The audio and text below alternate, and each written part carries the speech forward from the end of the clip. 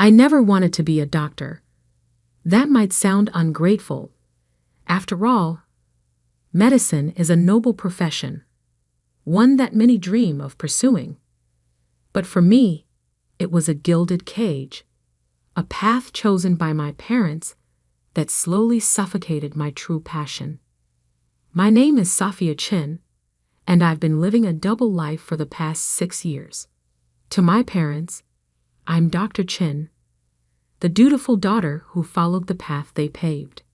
To the art world, I'm Aurora Knight, one of the most sought-after contemporary artists in New York, known for paintings that sell for millions. And neither world knows about the other. The irony of my situation hit me hardest this morning as I stood in the newly renovated wing of Metropolitan General Hospital, my parents' pride and joy. They've both been prominent surgeons here for 30 years. The hospital was unveiling its new Healing Through Art initiative. And there, taking center stage in the main lobby, was my latest piece. A massive canvas exploding with colors, abstract yet somehow alive, purchased anonymously through my gallery for $2 million. My mother stood beside me, critiquing it with her surgical precision. "I don't understand modern art," she said, wrinkling her nose. $2 million for splashes of paint. The hospital board must be losing their minds. If only she knew those splashes of paint would pay for an entire year of the hospital's pediatric care program. My father joined us, his white coat pristine, as always. "At least it adds some color to the place," he muttered. Though I would have preferred they spend the money on new equipment. I bit my tongue, remembering the night I created that painting. I had just finished a 36-hour shift at the hospital, their hospital, and instead of sleeping, I'd gone straight to my secret studio. The emotions poured out of me onto the canvas. The exhaustion, the frustration, the constant pressure to be someone I wasn't. But my story really begins 10 years ago, when I was 18 and dared to dream of attending art school. Absolutely not. My father's voice had thundered through our house, making the fine china in the display cabinet tremble. "No daughter of mine will waste her life painting pictures." I stood in our living room, acceptance letter from the prestigious Art Institute clutched in my shaking hands. The same hands that had secretly won 3 national youth art competitions under a pseudonym. The same hands my parents wanted to train for holding scalpels instead of paintbrushes. "But Dad, I got a full scholarship. They say I'm one of the most promising young artists they've seen in years."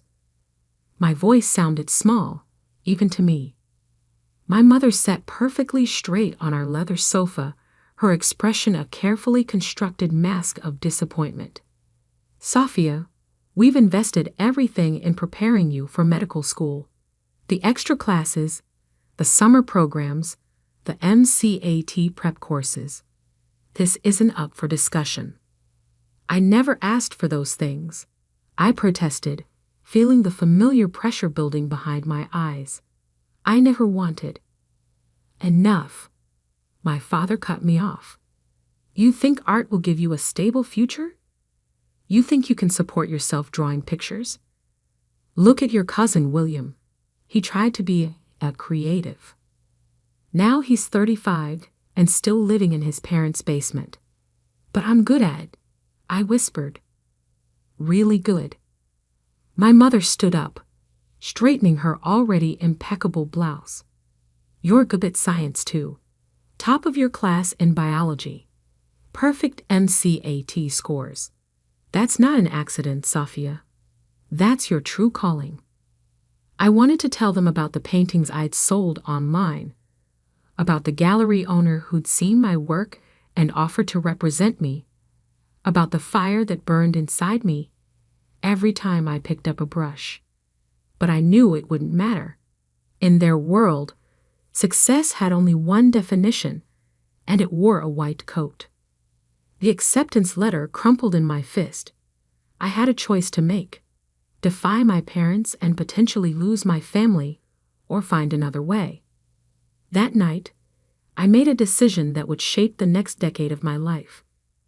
I wrote to the Art Institute declining their offer, and I accepted my place at my parents' alma mater, Preston Medical School. But I also sent an email to that gallery owner, under my new pseudonym, Aurora Knight. "I'll need to work in absolute secrecy," I wrote. "No public appearances, no photos, no interviews, but I'll keep painting." His response came within hours. "Intriguing. Mystery can be a powerful marketing tool. Send me your next piece, and we'll begin." And so began my double life. By day, I threw myself into medical school, learning about human anatomy with the same precision I used to study color theory. By night, in a small studio apartment I rented under my alias, I created art that began to catch the attention of collectors worldwide. The first year was the hardest. Medical school was as demanding as my parents had promised, and there were nights I thought I would break under the pressure. But somehow, the exhaustion and stress only fueled my art. My paintings became more intense, more emotional. Critics called them raw, visceral, almost surgical in their precision. If they only knew. My first major sale came during my second year of medical school, a triptych that sold for $180,000. I celebrated alone in my studio, dancing silently among my canvases, knowing I couldn't tell a soul. My parents called that same night, proud that I'd aced another pathology exam. I let them talk, wondering what they'd say if they knew their dedicated medical student daughter had just been hailed as the most exciting new voice in contemporary art. The next few years followed the same pattern. I excelled in my medical studies, earning the praise and approval my parents had always craved. But in the art world, Aurora Knight became a sensation. My paintings sold for increasingly higher prices, and the mystery surrounding my identity only added to their allure. Collectors loved the story. The anonymous artist whose work seemed to capture the very essence of human emotion. "Your technique is remarkable," a prominent critic wrote. "There's something almost clinical in your understanding of human nature, yet your expression of it is pure poetry." I had to laugh at that. If he only knew how many hours I spent studying actual human anatomy. By the time I graduated medical school, I had earned enough from my art to buy a small private island. Not that I could ever tell my parents that. Instead, I dutifully accepted a residency position at their hospital, Metropolitan General, while maintaining my secret studio across town. The balancing act was exhausting. But something unexpected happened. I discovered that being a doctor made me a better artist, and being an artist made me a better doctor. My understanding of human anatomy brought a unique perspective to my paintings, while my artistic sensitivity helped me connect with patients in ways my colleagues couldn't quite match. But every time my parents bragged about their doctor daughter, every time they reminded me how right they had been to push me into medicine, I thought about the paintings selling for millions under a name they'd never know. Until this morning, when they stood in their own hospital, unknowingly criticizing their daughter's artwork worth millions. The same artwork that would fund the pediatric care program they've been fighting to expand for years. And that's when I realized maybe it was finally time for Aurora Knight to step into the light. But I never expected what would happen next. The decision to reveal my identity wasn't made in a moment. It built slowly, like layers of paint on canvas, each small incident adding another stroke to the bigger picture. My father's criticism of the painting in the hospital lobby that morning was just the final layer. What he didn't know was that I had another piece being unveiled that same evening at the Metropolitan Museum of Art. Standing in the hospital's sterile hallway, still in my white coat, I checked my phone. 3 missed calls from Marcus, my gallery owner. A text message flashed across the screen. Major problem with tonight's unveiling. Need to speak ASAP. I ducked into an empty consultation room, my heart racing. Marcus, what's wrong? His voice crackled through the speaker, tense with worry. The Times is running a piece on Aurora Night. Someone talked. They're claiming they know your real identity. My blood ran cold. That's impossible. Only you know. It wasn't me, he cut in. But someone at the hospital connected the dots. They've noticed you're never on shift during Aurora Night's major shows. They've linked the anatomical precision in your work to medical training. They're running the story tonight. Right before the Met unveiling. I sank into a chair, my legs suddenly weak.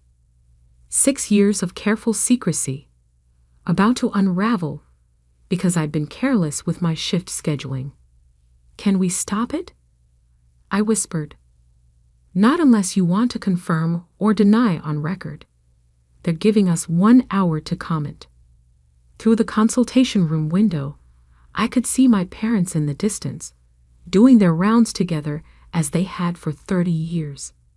They looked so confident, so certain of their world and their place in it. I'll call you back, I told Marcus.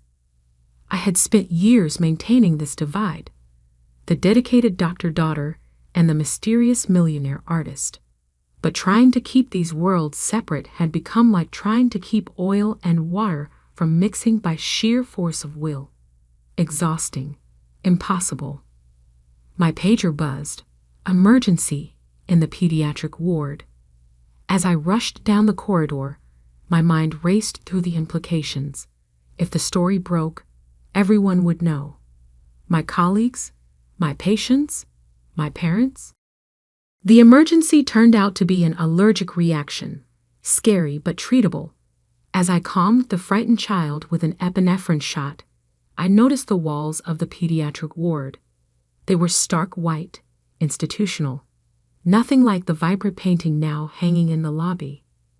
Doctor, the child's mother touched my arm. Thank you. He was so scared, but you made him feel safe. I looked at the little boy, now breathing normally, clutching his stuffed elephant.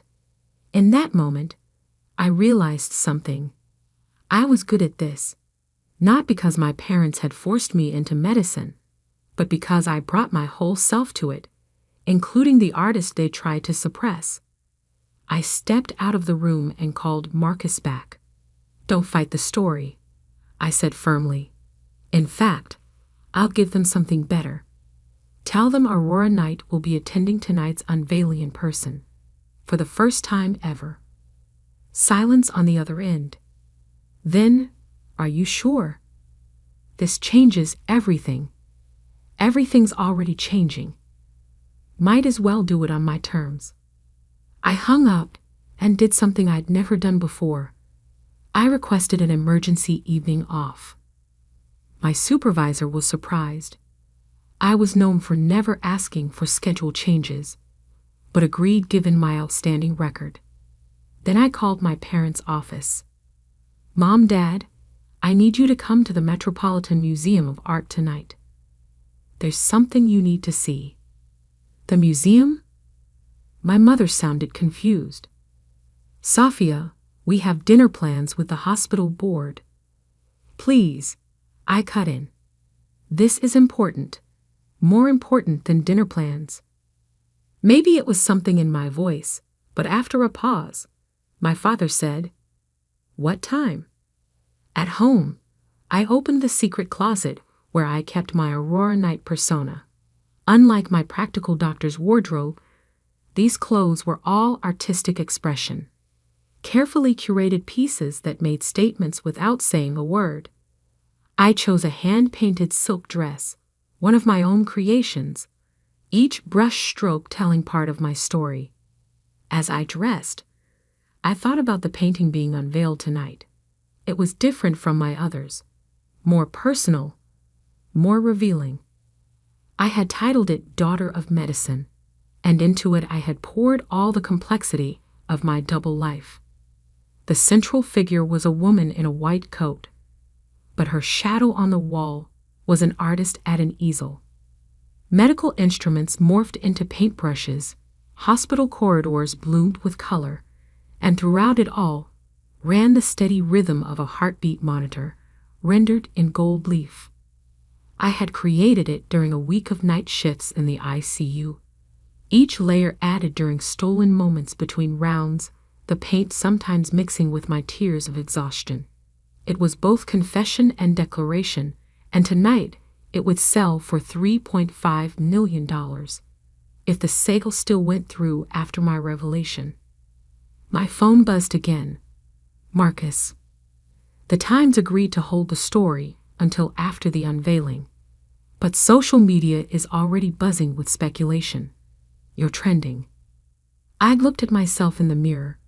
The elegant artist's dress, my hospital ID, still clipped to my bag out of habit. For the first time in years, I felt whole, undivided. Good, I said. Let them talk. The museum was already crowded when I arrived. The unveiling was the social event of the season, made even more exciting by rumors that the mysterious Aurora Knight might actually appear. I spotted my parents near the entrance, looking uncomfortable and out of place in their business attire. They hadn't seen me yet. Behind them, under a velvet drape, waited my painting, my truth. In less than an hour, everything would change. Marcus appeared at my elbow, looking nervous. The press is here in force. Last chance to back out. I shook my head. Not this time. The museum director approached the podium, tapping the microphone. Ladies and gentlemen, welcome to this historic evening. I began moving through the crowd toward my parents, my heart pounding but my steps steady. Years of hospital emergencies had taught me how to stay calm in a crisis. The director was still speaking, and we are honored to announce that tonight, after 6 years of mystery, the artist known as Aurora Knight. I reached my parents just as the velvet drape began to fall. Mom, Dad, I said softly, there's something I need to tell you. They turned, their eyes widening as they took in my appearance. So different from their proper doctor-daughter. Behind them, the painting was now fully revealed, and gasps rippled through the crowd. I'm Aurora Knight. The words hung in the air between us as camera flashes exploded around us. My mother's face went pale, my father's jaw clenched, and in their eyes, I saw something I had never seen before, complete and utter shock. But before they could respond, before they could process this revelation, something happened that none of us expected. Something that would turn this already momentous evening into a night that would change not just my life, but the entire art world forever. The silence lasted only seconds, but it felt like hours. Then chaos erupted. Camera flashes exploded around us like strobe lights. Reporters shouted questions. The crowd surged forward, everyone trying to get closer to the newly revealed Aurora Knight. But I couldn't look away from my parents' faces. My mother's perfectly maintained composure cracked first. This is impossible, she whispered. You're a doctor. I'm both, I said quietly, even as the crowd pressed closer. I've always been both. Then something unexpected happened. Dr. James Morrison, head of the hospital board, pushed through the crowd. His face was flushed with excitement. The painting in the hospital lobby, he blurted out. The one we just unveiled this morning. That was you. I nodded. His next words changed everything. We have to pull out of the purchase. We can't possibly accept a $2 million donation from one of our own residents. The reporters went wild. Headlines were already forming. Dr. Artist secretly donates millions to own hospital. But my father's voice cut through the chaos.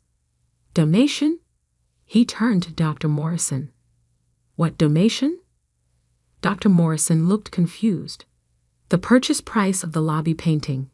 It was returned to the hospital as an anonymous donation, earmarked for the pediatric care program. We thought some wealthy benefactor. His voice trailed off as understanding dawned. My father turned back to me, his face unreadable. How many other paintings?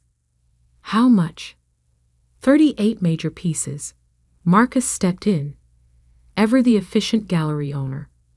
Total sales approaching $40 million.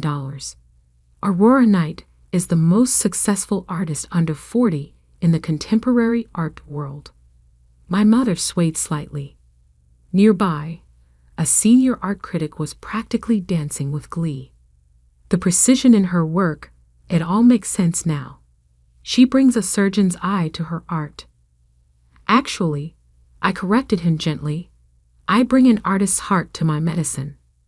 That's when the second surprise of the evening arrived. Dr. Sarah Chen, my chief resident, pushed forward. Her eyes were shining with unshed tears. The Williams case, she said. That impossible diagnosis you made last month. You said you noticed a pattern. I knew exactly what she meant. A young patient had presented with seemingly unrelated symptoms. While other doctors focused on test results, I had noticed something in the distribution of his symptoms that reminded me of a color theory principle. Complementary patterns that revealed a hidden hole. You see things differently, Dr. Chen continued. That's why your diagnostic rate is so high. You're not just looking at symptoms. You're seeing patterns like an artist, my mother finished softly. For the first time since my revelation, I saw something shift in her expression. The shock was still there, but something else too, a glimmer of understanding. My father remained silent, his surgeon's hands clasped tightly behind his back. I knew that pose. He was trying to maintain control, to process everything with clinical detachment. The museum director was desperately trying to restore order, to proceed with the official unveiling of Daughter of Medicine. But I barely heard him. My focus was entirely on my father as he slowly walked toward my painting. He stood before it, this man who had never wanted his daughter to be an artist, studying every detail with the same intensity he brought to examining X-rays. I held my breath. The anatomy, he said finally, his voice rough. Every muscle, every proportion, it's perfect. Yes, I said, moving to stand beside him. Because I learned it from you. He turned to me, and I saw tears in his eyes, something I'd never seen before. All these years, he whispered, we thought we were teaching you to be a doctor, but you were learning to be something more. My mother joined us, her hand finding mine. The painting in the hospital, she said. You didn't just donate the money. You chose that spot in the lobby because it's where you both stop every morning, I finished. I wanted to bring some beauty to your daily routine, even if you didn't know it was from me. The cameras were still flashing, reporters still shouting questions, but in that moment, it was just us, a family seeing each other clearly for the first time. Marcus approached cautiously. Sophia, the buyers are waiting. The bidding for Daughter of Medicine has already exceeded the asking price. They want to know if you'll still sell. Now that? No, my father interrupted, surprising us all. He turned to face the crowd, his voice carrying with the authority of 30 years in surgery. This painting belongs in the hospital, next to the other one. where everyone can see what happens when you don't force someone to choose between two halves of themselves. Dad, I started to protest. It's worth millions. He smiled, and it was a smile I'd never seen before. Part pride, part regret, part wonder. So is my daughter. The story exploded overnight, of course. Doctor by day, millionaire artist by night, became a global sensation. The art world was fascinated by how medical training influenced my work. The medical community was intrigued by how artistic perception could enhance diagnostic skills. The hospital created a new program, integrating art therapy into patient care, with me as the director. My paintings now hang in both galleries and hospitals, bridging the worlds I once thought had to remain separate. My parents? They're still adjusting. Sometimes I catch them looking at me like they're seeing a stranger. But more often, they're looking at my work, both medical and artistic, with new eyes. Last week, I found my father in front of the lobby painting, studying it during his morning rounds. I was wrong, he said without turning around. When I told you that art wasn't a real career, I was trying to protect you from struggle, but instead, I almost prevented you from becoming who you were meant to be. I stood beside him, both of us in our white coats, looking at the swirls of color that had helped heal not just the hospital's finances, but our family's wounds. You didn't prevent anything, I told him. You taught me precision, dedication, and the importance of understanding human nature. I just applied those lessons to a larger canvas than you expected. He laughed, a real laugh, free from the weight of expectations. Your mother's talking about taking art classes, you know. Says she wants to understand your world better. It was always the same world, I said softly. I just needed everyone else to see it. Now, when people ask me if I'm a doctor or an artist, I smile and tell them the truth. I'm someone who refuses to be defined by other people's limitations. My art heals in one way, my medicine in another, but both come from the same place. A desire to make the world a little more beautiful, a little more whole. And my parents, they finally understand that success doesn't always wear a white coat. Sometimes it comes covered in paint. The plaque beneath the painting in the hospital lobby now bears both my names, Dr. Sophia Chen and Aurora Knight, a reminder that we are all, perhaps, more than the labels others give us. We just need the courage to show our true colors. And somewhere, in my studio that's no longer secret, a new canvas waits. Because this isn't the end of my story. It's just the first time I'm signing it with my real name.